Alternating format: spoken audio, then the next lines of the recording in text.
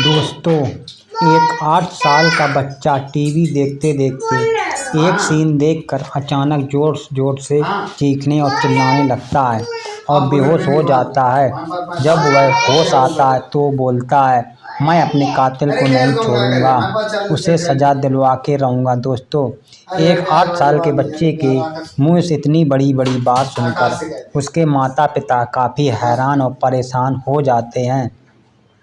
जब वह बच्चे से पूछते हैं, आखिर तुम्हारी कौन क्या है, तुम क्या बताना चाहते हो, तुम्हारे रहस्य क्या है। दोस्तों, बच्चा जो बताता है वो सुनकर उसके माता पिता काफ़ी हैरान और परेशान हो जाते हैं और आखिर एक पुलिस अफसर के पास जाते हैं और बच्चे द्वारा बताई गई जानकारी से वो आखिरकार कातिल पकड़ा जाता है, उसे सज़ा हो जाती है। आइए दोस्तों, पूरी कहानी जानते हैं विस्तार से। दोस्तों, कहानी शुरू करने से पहले आप लोगों का बहुत बहुत शुक्रिया, बहुत बहुत धन्यवाद। दोस्तों, आप लोग हमारे वीडियो को काफ़ी मात्रा में लाइक करते हैं, चैनल को सब्सक्राइब करते हैं। दोस्तों, अपना प्यार और आशीर्वाद हमारे ऊपर ऐसा ही बनाए रखिए। हम आपके दोस्त, आपके भाई और दोस्तों चलते हैं कहानी की ओर। दोस्तों, ये कहानी की शुरुआत महाराष्ट्र के जलगांव से होती है। महाराष्ट्र के जलगांव में एक प्रजापति परिवार रहता था। उस परिवार में एक बच्चे का जन्म होता है और परिवार में खुशी की लहर दौड़ जाती है। सब लोग बड़े ही प्यार से उसे बच्चे का नाम आदित्य रखते हैं। दोस्तों, बचपन से ही आदित्य नॉर्मल बच्चे की तरह नहीं था। बचपन से ही आदित्य एकाएक रोते रोते चुप हो जाता था। एक तक किसी को देखने लगता था, कभी कभी सोए सोए उठकर बैठ जाता था और चीखने चिल्लाने लगता था। उसके माता पिता डॉक्टर से संपर्क करते हैं और डॉक्टर को दिखाते हैं।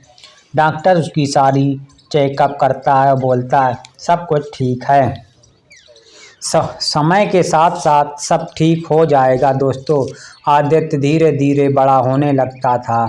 अब वो 4 साल का हो गया था। आदित्य को अपनी परछाई से भी डर लगने लगा था।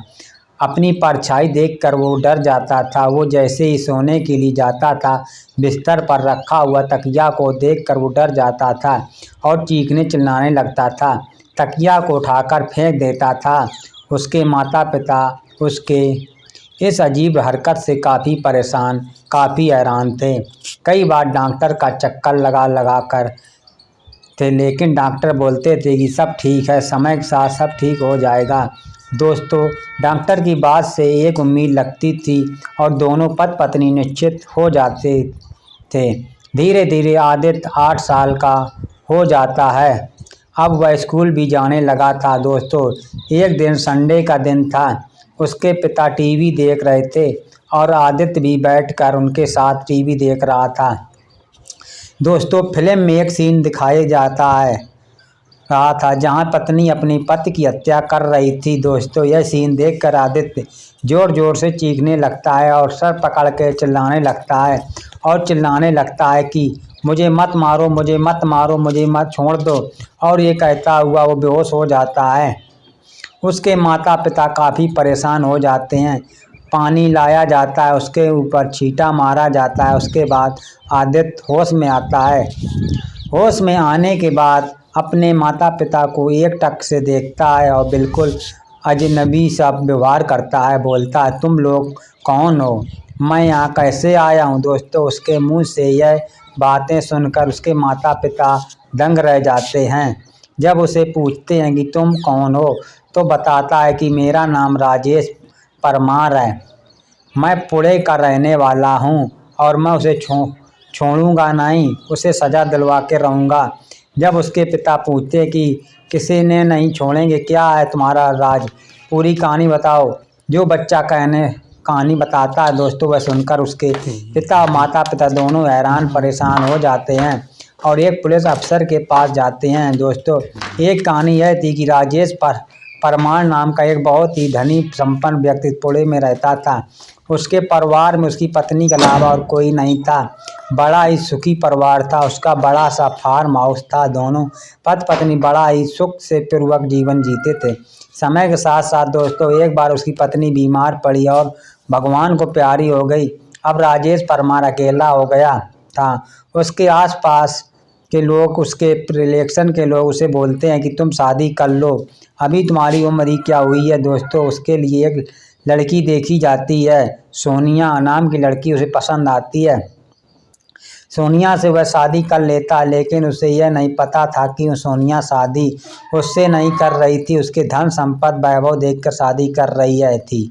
इसकी दौलत लालच में शादी कर रही थी। दोस्तों शादी होने से कुछ ही दिन बाद एक दिन छुट्टी का दिन पड़ता है और वह अपने पति राजेश से बोलती है कि आज छुट्टी के दिन क्यों ना हो हम लोग फार्म हाउस चलें और अपनी छुट्टी वहीं एंजॉय करें। राजेश को भी यह बात अच्छी लगती थी और अपना गाड़ी निकाल कर अपने पति को बैठाता है और निकल जाता है अपना फार्म हाउस के लिए। फार्म हाउस उसके शहर से 8 किलोमीटर दूर था।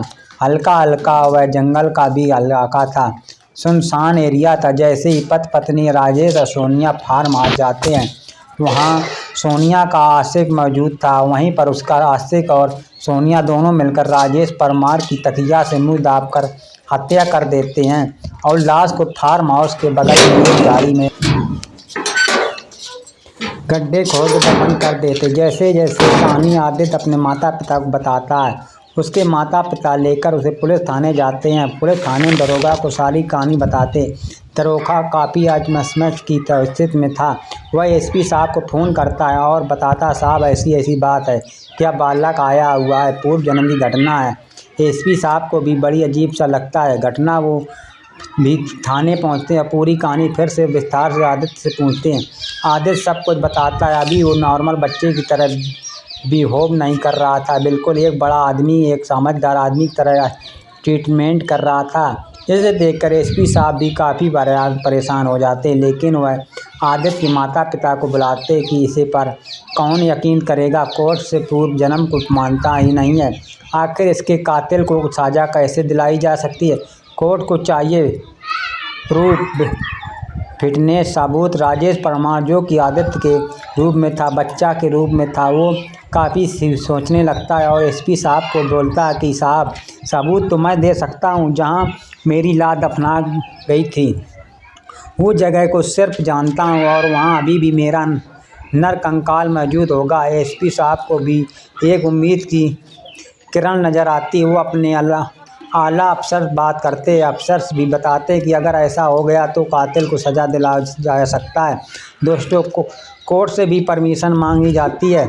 जज साहब को बताया जाता, वकाल साहब को बताया जाता है, सब लोग उसकी परामर्श दे कि अगर सबूत मिल गया तो कातिल को सज़ा मिल जाएगी। दोस्तों एक टीम बनती है जिसमें थाने वाले लोग होते हैं, दरोगा साहब, पुलिस होते हैं, एसपी साहब होते हैं, उनके बड़े अफसर होते हैं, कोर्ट से भी वकील साहब होते हैं और जज साहब भी होते हैं, क्योंकि उन्हें भी बड़ा इच्छा थी कि पूर्व जन्म की कहानी कैसी सच होती है। यह सभी टीम निकल जाती पुणे के लिए, जहां बच्चा बता रहा था, घर दिखाता था। पहले तो अपना घर दिखाता है कि साहब यही मेरा घर है, यही पर मैं अपनी पत्नी सोनिया के साथ रहा करता था। जब दरोगा साहब गुप्त रूप से पता करते हैं कि इस घर में कौन रहता है, इस घर का मालिक कौन है, तो पता चलता है कि विजय नामक एक व्यक्ति, उसकी पत्नी का नाम सोनिया, दोनों पति पत्नी यहाँ रहा करते थे। दोस्तों पुलिस को अब सच्चाई देखने लगती थी। अब आदित्य पुलिस टीम को लेकर जाता है जंगल, जहाँ उनका फार्म था। वहाँ एक जगह बताता है कि जगह की शिनाख्त करता है और उस जगह की खुदाई की जाती है। खुदाई करने के बाद वहाँ एक नर कंकाल मिलता है। सभी लोगों के सामने एसपी, डीएसपी, दरोगा साहब, जज साहब, वकील साहब, सबके सामने घटना हुई थी, वीडियोग्राफी होती, सब कुछ होता। उसके बाद पकड़ा जाता सोनिया और विजय को। जब दोस्तों पुलिस वाले रुख अपनाया जाता तो अपना जुर्म कबूल कर लेते और बताते हैं कि हाँ, आज से 10 साल पहले हमने राजेश परमार की तकिया से गला घोट कर हत्या कर दी थी और लाश को यहाँ पर छिपा दिया था, दफना दिया था। दोस्तों आखिरकार दोनों को उम्र कैद की सज़ा हो जाती है। दोस्तों ये चमत्कार की तरह लग रहा था सुनने से। हमें भी हमारे दोस्त नई कहानी सुनने थी। अब दोस्तों इस कहानी पर आप लोगों ही अपना राय दीजिए, क्या हकीकत में ऐसा हो सकता है? ये दोस्तों होता है या नहीं होता है? दोस्तों एक छोटा सा कमेंट जरूर कीजिए, क्योंकि भी असंजय में की हूँ कि क्या पूर्व जन्म होता है या नहीं होता है। दोस्तों इसका पर्दाफाश आप लोग ही कीजिए। दोस्तों अगर कहानी आपको अच्छी लगी तो वीडियो को लाइक कीजिए, चैनल को सब्सक्राइब कीजिए। दोस्तों फिर मिलते हैं एक शानदार बेहतरीन कहानी के साथ, तब तक के लिए हमें आज्ञा दीजिए। नमस्कार, जय हिंद।